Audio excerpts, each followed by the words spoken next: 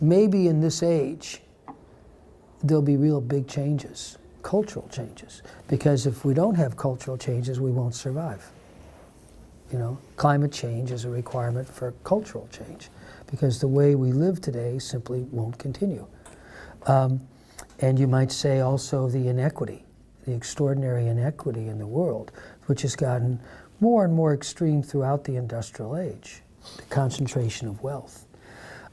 Maybe that won't be, we won't be able to survive if that doesn't change. So then you start reflecting on real deeper cultural changes. And so then it's meaningful to think about human beings even 5,000, 10,000 years ago, because the human being is still more or less the same. It's just that cultures have changed a lot, and maybe they'll change again. So as I say, I don't think these are just academic. If you look at the management practice in organizations that are really good at this kind of work, you usually find a much stronger balance of men and women.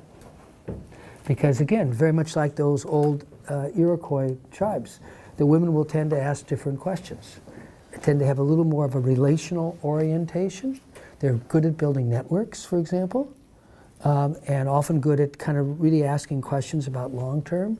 I think a lot of the problems in our contemporary management is because of what a lot of the women would call the hyper-masculine culture of the last 50 to, you know, let's say 200 or 300 years.